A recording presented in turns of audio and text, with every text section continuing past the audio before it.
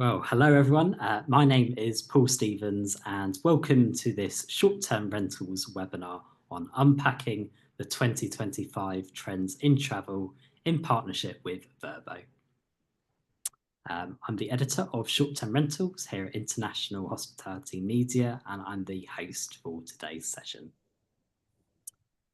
Before we begin, I'd like to give a quick intro to our webinar sponsor for today, Vrbo, which is part of Expedia Group. We have James Cassidy on from Expedia today, who's going to be a speaker a little bit later on. But firstly, James, welcome to this webinar. And if you'd like to introduce yourself and Expedia Group, please. Thank you, Paul. Great to be here. Thank you all those that have joined. As you know, Vrbo is 25 years in the vacation rental space globally. Family and group travel is what we're great at. Millions of properties around the world, hundreds of thousands of fabulous property manager and owner partners. Always great to connect. We're huge supporters of International Hospitality Media. Paul, we've connected many times in person and also virtually. Excited today to share some of the latest traveler trends to help you all as you're looking forward into next year. Absolutely. We're really looking forward to hearing all about your Unpack trends, James, and also good to see that you're there with the Christmas effort as well. So we'll be hearing again from you very shortly. Thank you, James. So some webinar guidelines for today. All of the details are going to be posted in the chat, so please do go there to ask any questions to our panelists. We'll have a panel discussion leading into our audience questions today, and then a recording will be sent round to everyone within the next 24, 48 hours. So let's introduce the rest of our superstar speaker lineup for today, and let's kick things off with Jen, please, for Awaze. Jen, please introduce yourself. Yes, good afternoon, everyone. So I'm Jennifer Day, very excited to have only recently joined the travel business. So I've joined Awaze as Chief Growth Officer. I'm responsible for the end-to-end customer experience, from how we drive more demand into the business, get customers to consider us, the experience they then enjoy in our website and our apps, and then obviously the moment that matters most, their holiday, and how we get them coming back for more. So very excited to join. I've joined from Sky, which is the sort of telco and media business part of the Comcast group. So very new to travel, so very excited to be on the panel, learning from my colleagues here as well. Great to have you on this webinar, Jen. I'm really looking forward to hearing your insights from Awaze. And last but by no means least, we've got Jamie from AirDNA. Please introduce yourself, Jamie. Yeah, so I'm Chief Economist at AirDNA. We are a short-term rental data and analytics company based in Denver. I'm joining here from Atlanta today. So prior to joining AirDNA, I spent 10 years in the hotel research space.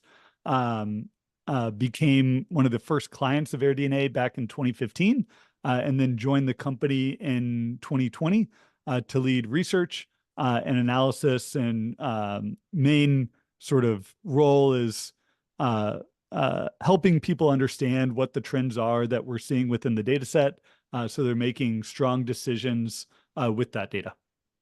Fantastic. Thank you, Jamie. And we've got plenty to talk about with your Outlook report for 2025 shortly. So thank you to all of our panelists, and looking forward to hearing your insights and contributions over the next hour or so. Before we begin, though, let's bring today's conversation into a bit of context. So on our next slide, we can just bring that up. Well, anyway, we're here to discuss Expedia Group's Unpack 2025 travel trends. That's the trends that the group is seeing primarily across its Vrbo vacation rental brand, and Expedia Group's other brands also include Expedia and hotels.com. Next up, here we go. So that's our first slide. Next up, we look back on what's been a busy year for Expedia Group, including of course, the appointment of Ariane Gorin as its new CEO in May, the rollout of the One Key loyalty program in the UK a few months ago after its US launch last year.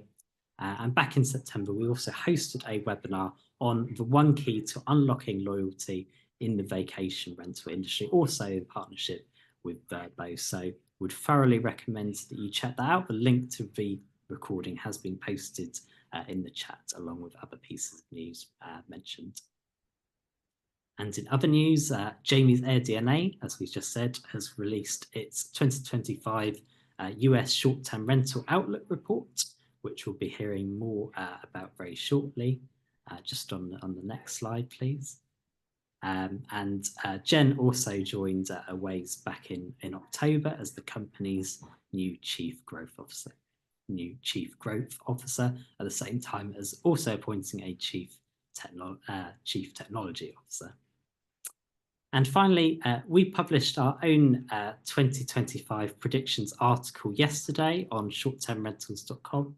It's entitled 2025 to Trump, 2024 Turbulence Tech and Over-Tourism Travel Trends. That's not easy to say, a bit of a tongue twister, but it was also featured in our weekly e-newsletter yesterday. You can read all of the insights on everything from systemization, loyalty, AI, booking behavior, and more. And again, the link is in the chat now.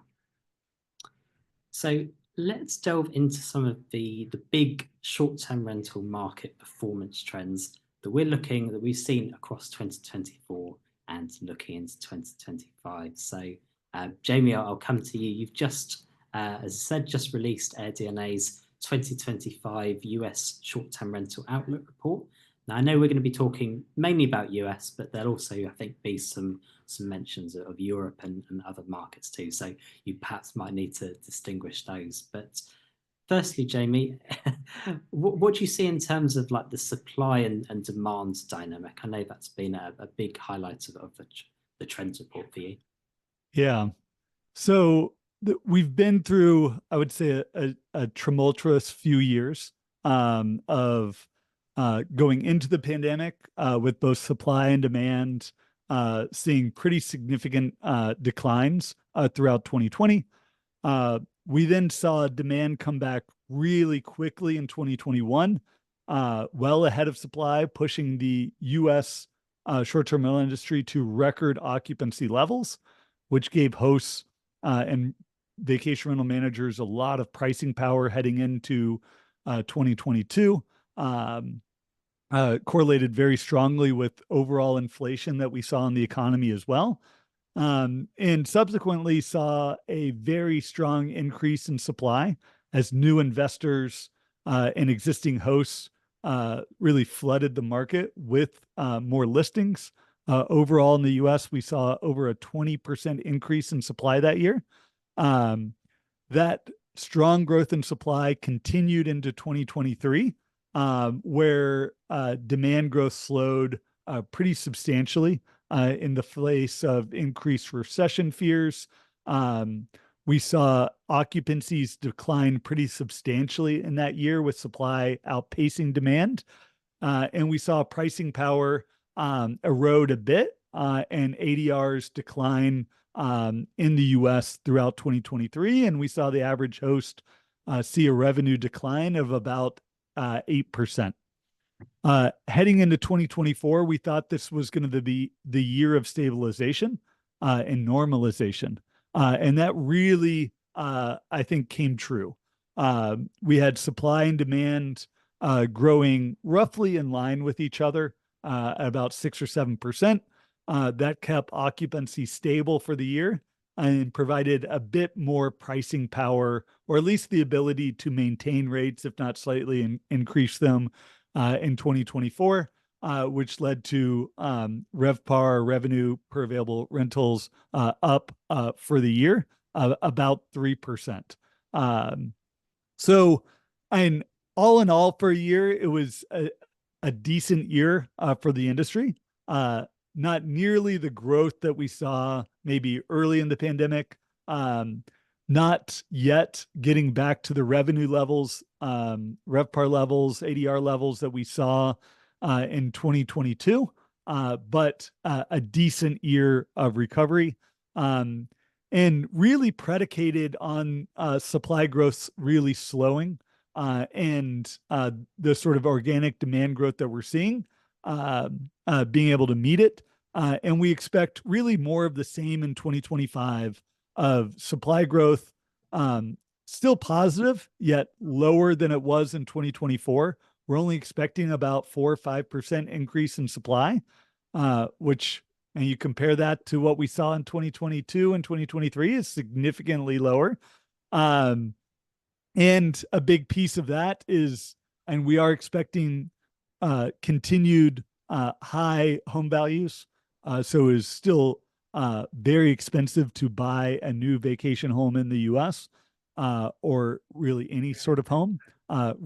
Still elevated interest rates. So the debt to purchase a new property will remain above 6% rates for the average 30-year fixed rate mortgage.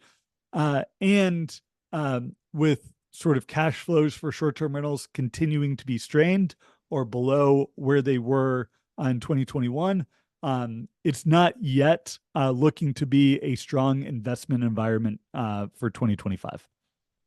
And I think we can touch more on or expand on some of those challenges and consumer confidence a little bit later on. But touching on consumers for now, how do you maybe see inbound consumers to Europe comparing in the opposite direction from US to Europe? Are there some big noticeable differences? Yeah. Well, one thing, it's great to be an American traveling overseas, and it's pretty rough today to be a European traveler to the US. And a big piece of that has to do with the exchange rate. The dollar has remained very strong, which has made it, has put Europe on sale, and made it difficult for inbound travel to the US. When we look at it in aggregate, and we're still seeing US travel overseas up 30% compared to pre-COVID. And we look at inbound travel to the US from overseas travelers, it's still about 15% below 2019 levels. So that for US hosts is a pretty tough situation to be in, because you do see more what would have been domestic travel going overseas, and then you don't see the subsequent inbound travel. That has put a lot of pressure on major US cities for attracting demand, which many cities like Miami, Oahu, New York, Boston, and upwards of 30% of their nights sold was from international travelers. And we're just not seeing that come back. It is growing, but still some ways to go to get back to 2019 levels. And I realize you mentioned earlier about 2024 being this year of, you said normalization, of stabilization. I think in the report it was called, cited as a rebound year for the US market. Could you maybe broaden out a little bit some of the challenges you think the market has had to face, and will these challenges continue into 2025, or will they sort of erode? Yeah. And 2023 was a really tough year. And a lot of the challenges were and really highlighted in that year. And we talked about sort of domestic travel going overseas.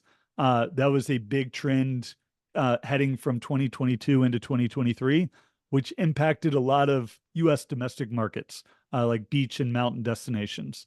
You're trading the Gulf Coast of Florida for the Gulf Coast of, or for the coast, the Mediterranean coast. We also saw a real trend around lower priced or lower income travelers pulling back on travel throughout 2023 and heading into 2024. There was a lot of pent-up savings that happened during the pandemic, across all levels of incomes. And for the lower income travelers, we really saw inflation start to really impact their ability to have disposable income to spend on travel. And that led to a pullback for certain types of demand, for certain types of rentals, and for a lot of vacation rentals that really are attractive for being a great deal for traveling with a family. We saw those operators really be impacted with the sort of growth that we saw in 2024 of finally incomes growing faster than expenses.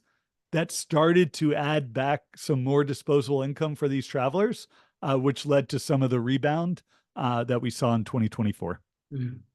And of course, we've talked mainly about the US in this section, Jamie. We've touched a little bit on Europe too, but I know you've also got some data about what's happening in some of the Asian markets too. Do you want to expand on those? Yeah, and briefly on Europe, Europe has seen a much more gradual recovery. One with the lockdowns and travel restrictions staying on longer, that it was actually, while not great at the time, led to a more stable recovery in demand, where we didn't see occupancies reach as high levels that we saw in the US. And it also caused a more gradual recovery in supply. So right now, we're probably at peak supply growth in Europe. And it was at maybe 10% last year, 15% this year. So a more gradual recovery in supply. Last year was our first year to get demand fully recovered from pre-pandemic. And that's led to sort of maintaining peak performance and not the sort of oversupply that we might have seen in the US. Globally across the Asia Pacific region and Latin America, we saw an even slower recovery in terms of demand, especially from overseas travelers. That's come on really strong now. And now we're seeing really outsized growth on the supply side, anywhere from 20 to 30% in a lot of major Asian and South American countries, which I think and really shows the desire of travelers to sort of get off the beaten path, to explore new areas as we've pushed into sort of 4 or 5 years past the pandemic, and really expanding what they're looking to do and looking to new destinations in the years ahead. That's certainly brushing onto a lot of issues and things that we also talked about in our trends and predictions report. Thank you, Jamie. That's the first section of this webinar, but we are going to come back to you with some more questions and discussing performance trends later. Thank you very much for that, Jamie. I'm going to talk to James now too, because we are here specifically to talk about the Unpacking 2025 trends in travel. So, James, firstly, this is something that's, I think, has started in the last couple of years. Expedia Group unveiling the Unpack trends across its brands. How do you extract these from the data across these brands, and you know, what for you is the purpose of releasing these trends? Yeah, Expedia's got a long history in delivering research. You know, it's beneficial internally. Also, we share it so that our partners and industry stakeholders, such as yourself, are able to kind of to target their growth efforts where the travelers are trending towards. And so we do it using our own data.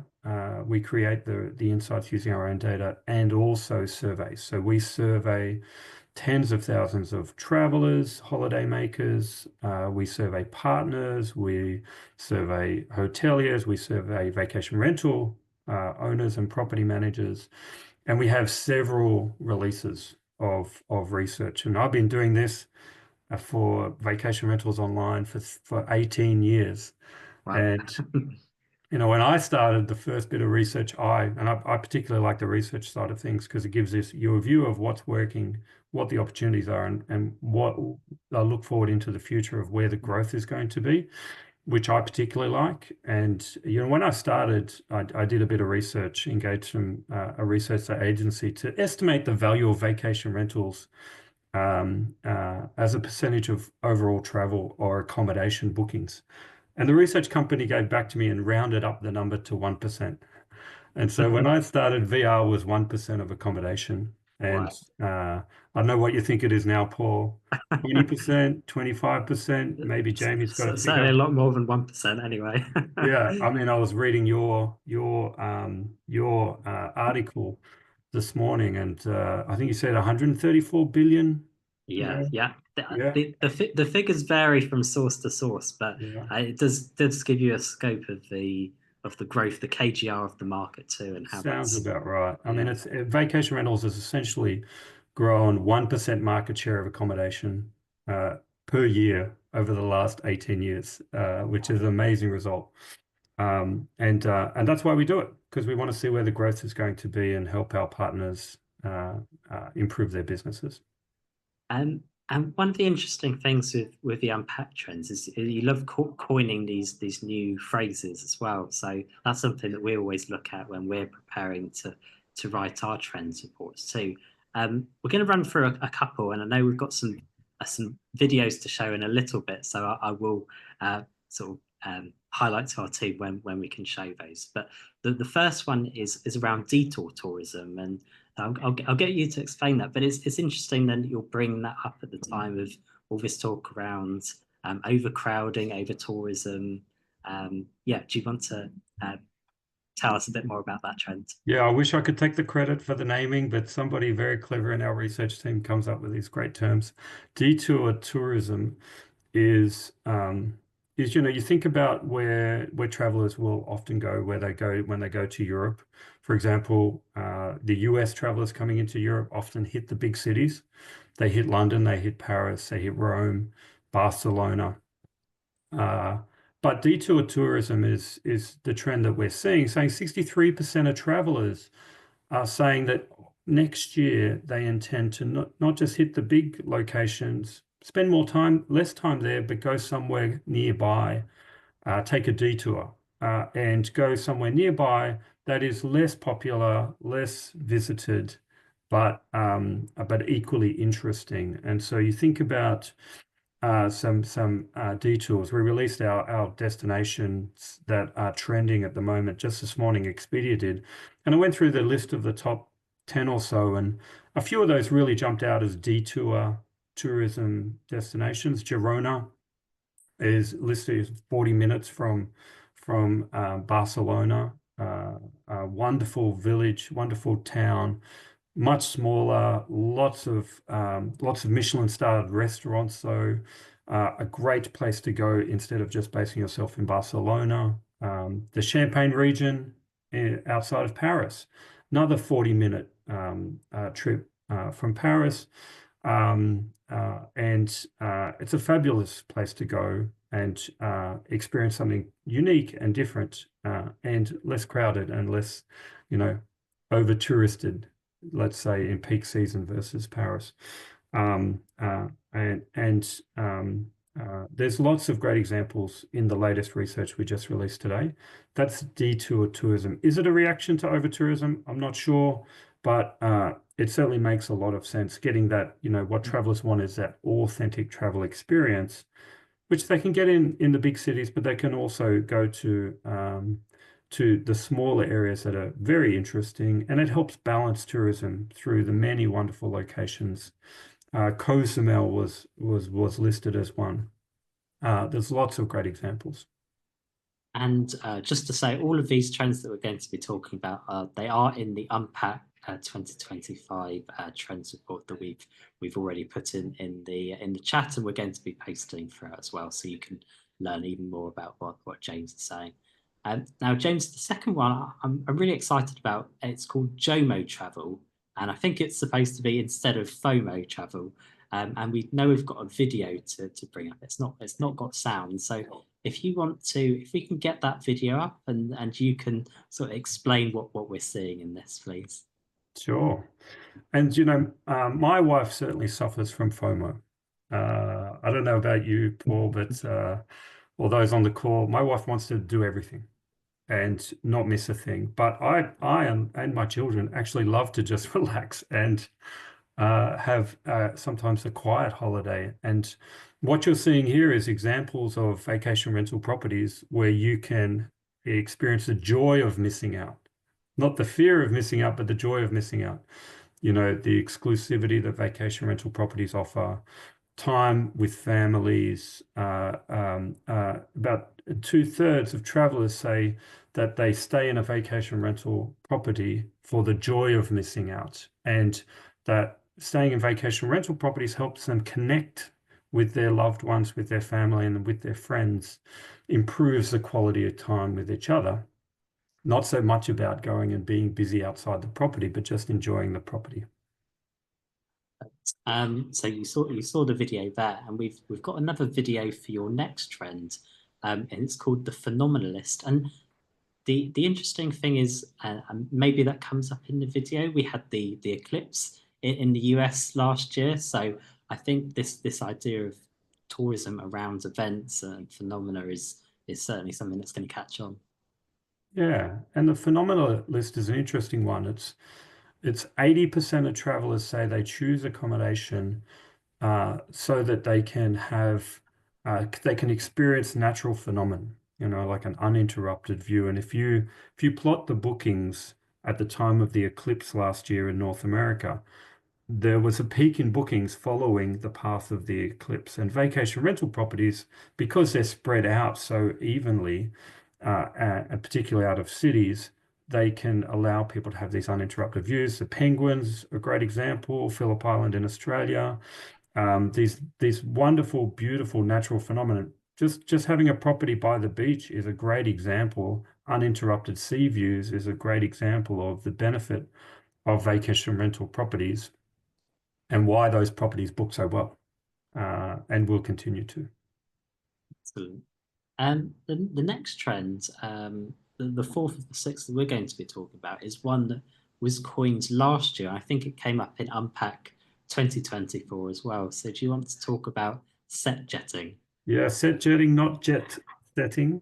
I said that right. Yeah, set jetting, you got it right. And this one's one of the fastest growing trends. It's grown 16% year on year. 2/3 of travelers say they are influenced in their travel choices by what they see on TV, on streaming services, in movies. You hear about people traveling to the Northern Irish coast, the Antrim coast, because of Game of Thrones. You hear about people traveling to Paris because of Emily in Paris. You hear of people traveling to London because of Harry Potter, to Sicily because of White Lotus. This is a real trend, and it is a growing trend where people are choosing their destinations based on what they see in their media, in their movies and series that they love. Are you being influenced in a similar way with your own travel choices, James? Or? Well, we were in Paris recently, and my wife does love Emily in Paris. Maybe she was influenced in that choice. Definitely, she has a strong influence in where we go. Perfect.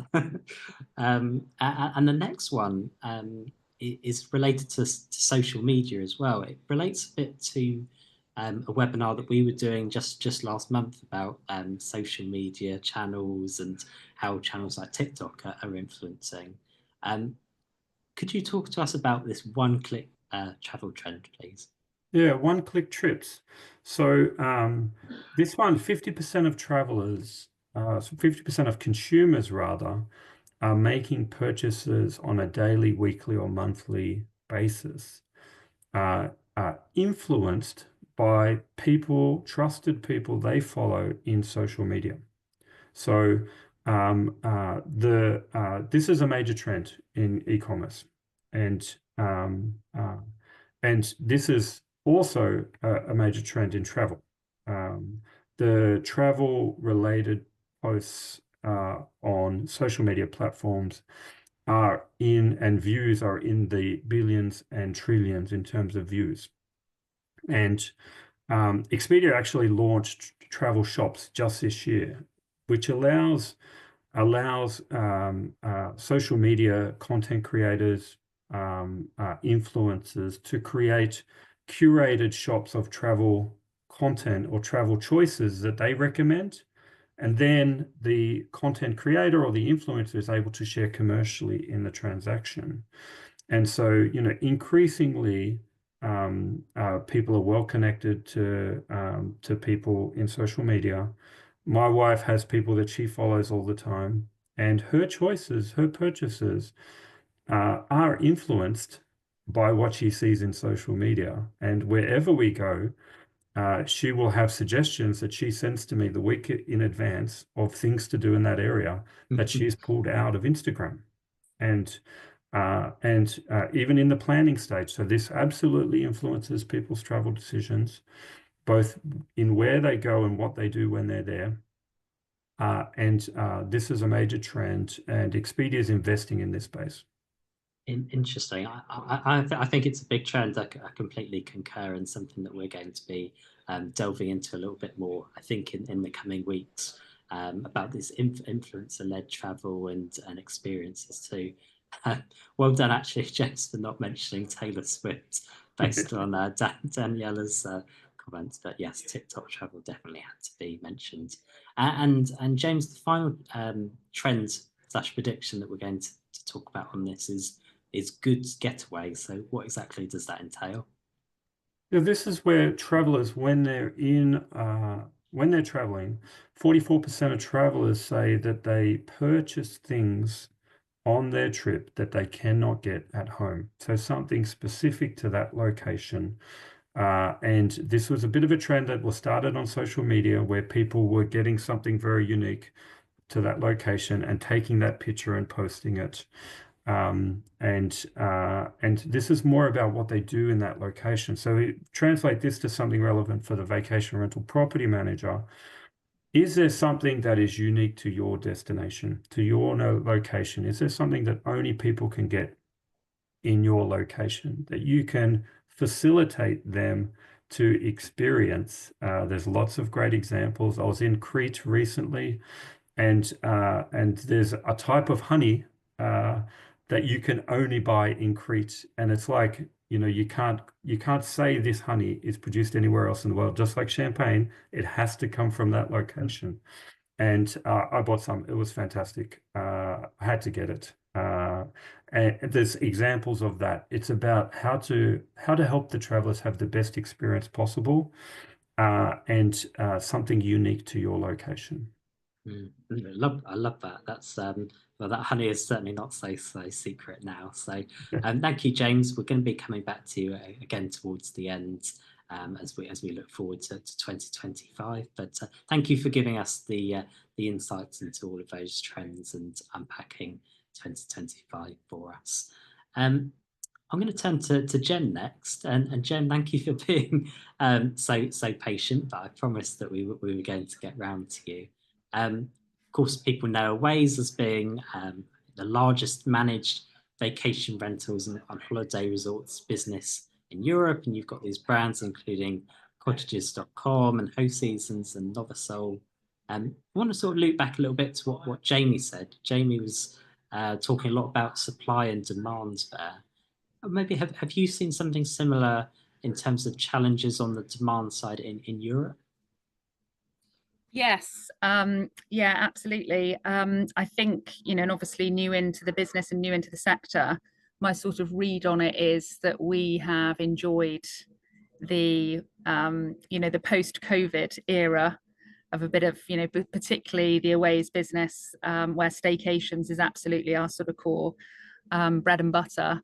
And so that's created a sort of phenomenon that's, I guess, not unique to travel. Lots of businesses I'm exposed to are sort of recalibrating, you know, how they should move forward post the COVID sort of bumps in demand. And I think so my take is that supply followed demand, and was able to sort of support that for a period of time. And as we've come out of that era of sort of revenge travel and things are sort of settling down, actually we've got an over production of supply and not the demand necessarily to meet that, which obviously for our owners is really important, because then you're diluting, you know, the demand that you have and therefore the performance that they see. So really important to us is that we sort of readdress that balance and really focus on the demand side of our two-sided marketplace. And I think, you know, it's mixed pictures, and we heard a little bit from Jamie that 2024 has been, you know, mixed depending on where you are in the world and how much you've sort of been able to trade through that and get a good result, but having to work really, really hard to invest and drive demand into the business. And I think looking forward, we don't see much changing in the way of, you know, the sort of consumer confidence and consumer mentality, particularly in the European markets. You know, there's not a lot of, sad to say, but there's probably a few more headwinds than tailwinds. There's not a lot of optimism in the economy. You know, the German consumers feeling, you know, very sort of suppressed at the moment, cost conscious. In the UK, Jamie talked about disposable income. You know, it's data point that we obviously look at. You know, 2/3 of consumers in the UK are in effect, you know, if you look at sort of real income, are experiencing, you know, less disposable income at the end of every week and month once they've paid for all their essentials since 2019. So we're not expecting anything, I don't think, to change dramatically in terms of the consumer over the next 12 months. You've alluded to Germany and cost consciousness.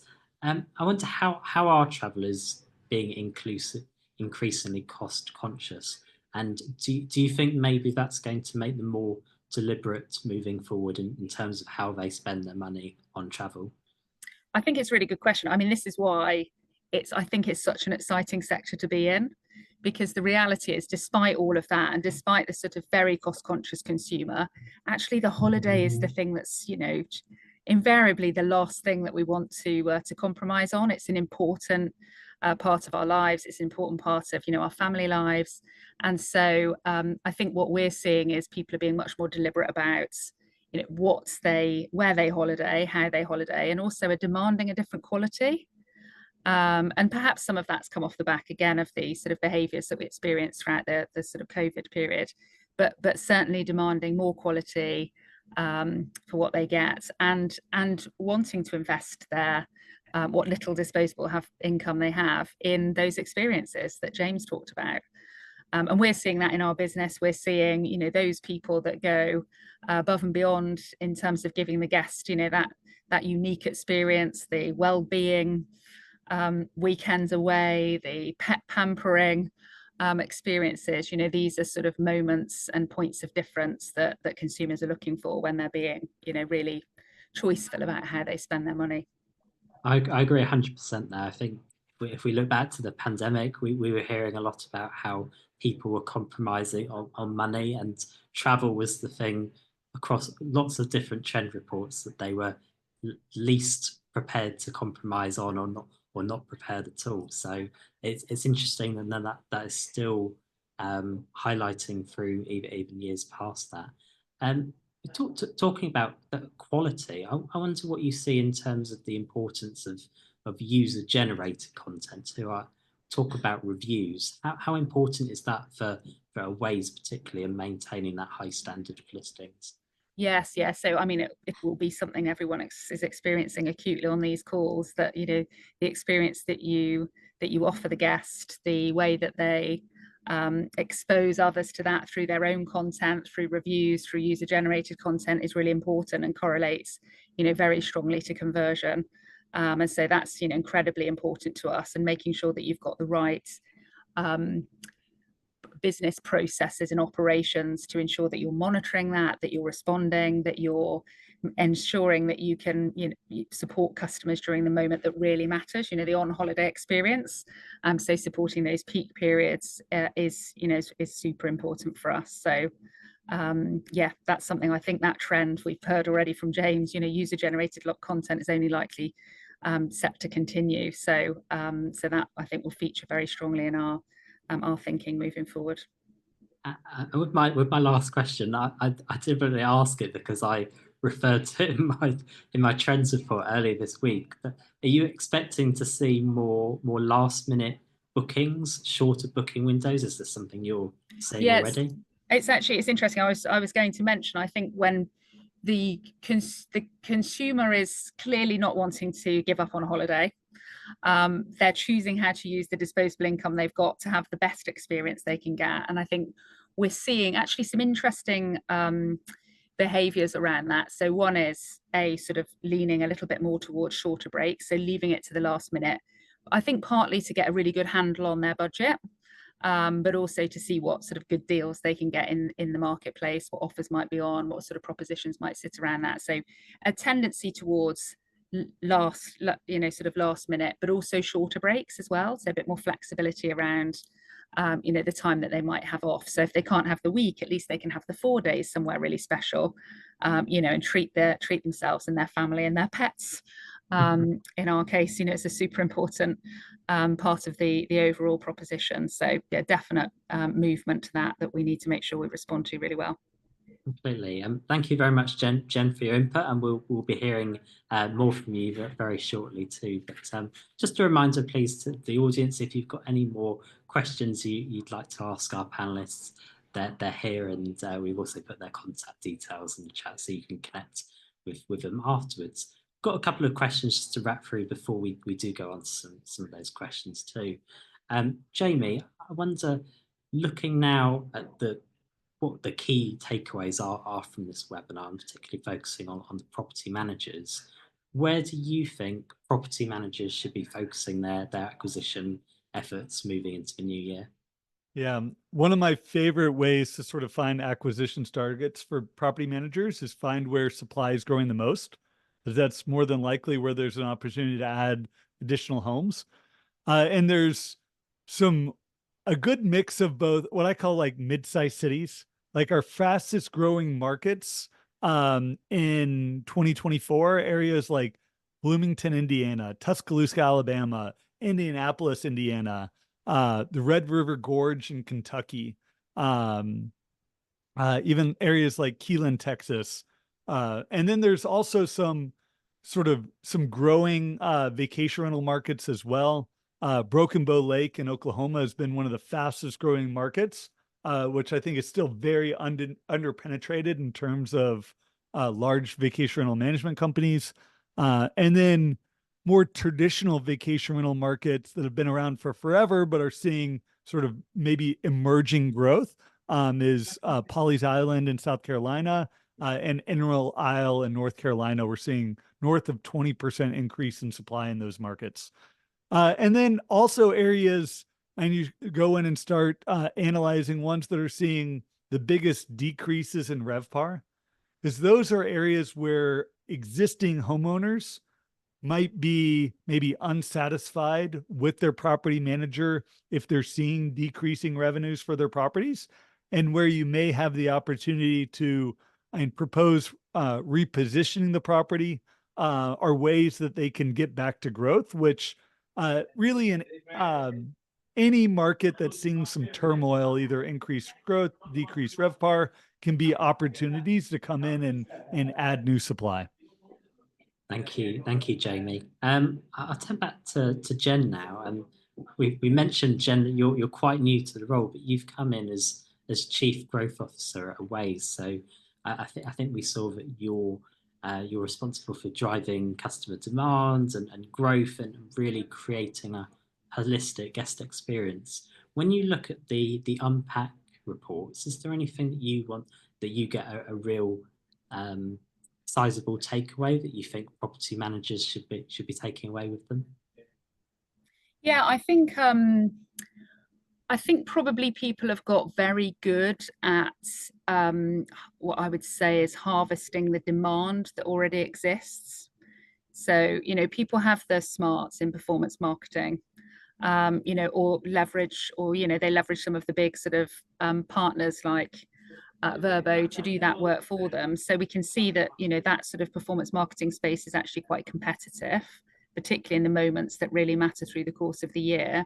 I think some of the things that have come out in the Unpack report are exciting for me, in that these are ways to create demand that may not have existed before. So, you know, how do you really inspire customers to think about that escape, think about the joy of missing out? I think particularly in the Awaze business, you know, these inspiring customers to think about how to enjoy those things closer to home. So the idea of, you know, the ability to sort of trade down a little bit because money's tight, but actually to still enjoy these great experiences. So I think I'm very excited about the idea of, you know, creating that additional demand through helping customers aspire. Thank you for that, Jen. And James, conversely, is there anything that you want to comment on from what you've heard from Jen or from Jamie's Outlook report that you want to highlight as key takeaways for property managers today? Obviously, you know, with supply growing, growth outpacing demand, you know, price is a consideration, you know, and property managers, of course, have to work with owners, and but you know, I think with in peak season, prices have gotten quite high. They increase faster in North America than in EMEA. But there's an opportunity to reconsider prices into next year. Vrbo will be rolling out more promotional opportunities, which will be a great chance for partners to adjust those prices, fill those last minute gaps in calendars for certain times of the year. We think there's still a great value equation already for vacation rentals: the space, the exclusive use, the joy of missing out, uninterrupted views of the coast, etc. But next year will be a great opportunity to use promos on Vrbo to position the value even better to the traveller. Thank you, James. Actually, I'll stick with you on this one, James, if you don't mind. As we look ahead into 2025, you know, what do you think we can really look? What reasons do we have to look forward to 2025 in terms of opportunities for growth or innovation? I think I got a number out of your article, Paul, that said I think it was from Furnished Finder, that they're forecasting a 10% growth next year in total vacation rental booking value. That's good. You know, that's already a very good reason to be optimistic. A great way for property managers to grow is through supply acquisition. So targeted supply acquisition is important. And those property managers that do target their acquisition well can really can grow faster than that. And it's important, if supply is growing and outpacing demand, you probably need to be growing your properties under management also faster to keep your growth ahead of the market, if that's in fact your goal. It depends. Every property manager has different goals. But those are very good reasons to be optimistic. We have better data than we've ever had, thanks to companies like AirDNA, and our property managers are more experienced than they've ever been, such as Awaze, which I think Awaze has been operating for decades through the brands that make up the Awaze Group, Cottages and Novasol. And so each year property managers get better. And there's a reason why these property managers have been around for decades, because they do a really great job at delivering traveller experiences. So those are all very good reasons to be optimistic about the future. Thank you, James. Same question to you, Jamie. What reasons do we have to be optimistic going into 2025? Yeah, I'm pretty excited about all the advances that are happening in tech and making it easier and easier to operate a vacation rental, a short-term rental, to be able to easily list on platforms like Expedia and Vrbo, and has never been easier. And then, if I can, jump onto your last question around Please, yeah. The Unpacked report. I loved the sort of highlight on the JOMO travel. It really aligns with what we'd seen in the increased demand for large properties, where in many ways the property's the destination. And it's just an amazing way vacation rentals can continue to differentiate themselves from other types of lodging, where you can have a 5, 6, 10 plus bedroom property, have multi-generations coming, friends, all coming into the same property, and where it's not about what you're going to do in that destination. It's about how you're going to enjoy each other and make the travel experience even better because of the type of lodging that you're choosing. And short-term rentals are just totally unique in that way, and amazing for, especially as we come into the holiday season, for that type of travel. Excellent. Thank you, Jamie. Well summarized. And same question to you, Jen. What's making you excited for next year? Well, I think just generally, I think given the state of the economies, the state of the world at the moment, actually, we could all do with a holiday. And seeing some of the pictures James shared with us, that gives me optimism that people will treasure that moment to spend time creating memories with friends, family, and so on. Maybe that's a personal thing, looking at some of those lovely, don't think you're alone. Beach but I also think, a bit like Jamie's mentioned, we are, I think we've got some really exciting opportunities ahead of us with how we leverage some of the advances in technology. And I think particularly in the Awaze business, where we've got, some of our brands have been around for a very long time. We have that amazing wealth of data that comes out of that sort of length of of trading and great heritage. And actually now how the way that we use technology, and particularly things like AI and creative supply chain, will actually enable us to unlock the value of some of that and deliver, really great personalized experiences to customers in a way that perhaps, would have been very hard to scale historically. So so very excited about some of the opportunities we have there. Nice. We've got a couple of minutes for some last minute questions. Again, if you've got any more, please do post them in the chat. But I had a question here from Charmaine, and it says, do you have any data relating to Cape Town in South Africa or Africa in general? I think that's probably best targeted towards Jamie. Do you want to take that one, Jamie? Yeah. So at AirDNA, we collect data on short-term rentals in every market around the world. So we have great data on Cape Town. It's a really dynamic market and seeing pretty significant growth right now. So and Google searching Cape Town AirDNA, you're going to find it, and lots of insights there on sort of occupancy trends, supply trends, and the property managers that are sort of doing well in that market. Excellent. Thank you, Jamie. And question here from Lisa Sievers. I'll really direct this one to you, James. Can Expedia address the last minute bookings issue, and if they have seen an uptick? Do you want to take that one? Yeah, we looked into it. There was a shortening of average lead time. Vrbo has a very long lead time though. So 80% of our bookings occur in stay dates between, June and September in terms of booking value. And so that already has a very long lead time, and the Vrbo lead time is the longest. But we did see a small shortening of the lead time this year. Still, the vast majority of our bookings are 2 to 3 months in advance. Bookings start 12 months in advance of check-in for us. Basically, when somebody checks out of a property, they book that property again, or they book the one with the better view or closer to the beach that they walk past every day. And that's when bookings start. And our biggest booking period is January for the summer stay dates in the Northern Hemisphere, that is, and it flips in the Southern Hemisphere. And so our lead time is very long. I wouldn't say it's a major trend for us, just a small shortening.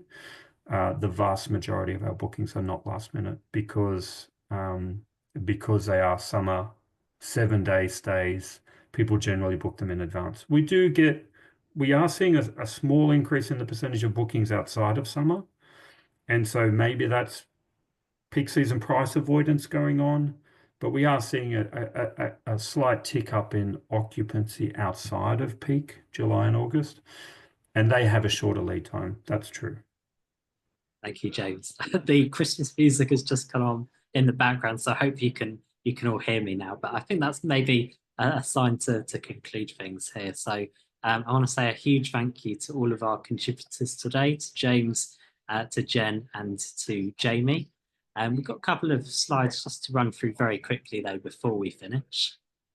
So this was our final webinar of 2024, but don't worry, as we will be back in the new year for a brand new series. Our next session is on taking guest communication to the next level with AI. We've talked a little bit about AI and tech innovation already, so please do join us. That's sponsored by Dharma on Tuesday, the 28th of January, and the link to sign up is now in the chat for you. Our next event, though, is our annual Recharge event, which takes place in a different European city each year.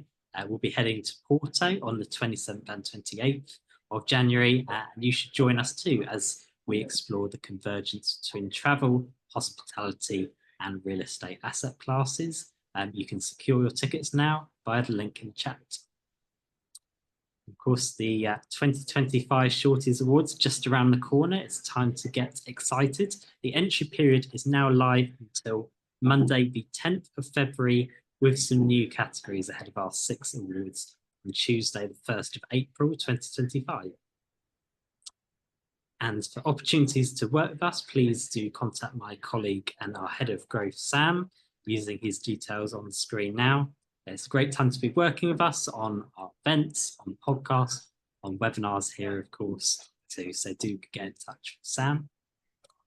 This session is going to remain open for just another 2 minutes if you want to jot down anything, any of the details that have come up in the chat, in the conversations today. Thank you to Vrbo and Expedia Group for sponsoring our 2 webinars this year. Big thank you to all of our speakers and everyone who's tuned in, not just today, but throughout 2024. We all wish you a very fantastic festive season, and we'll see you all again in the new year. Thank you very much, everyone.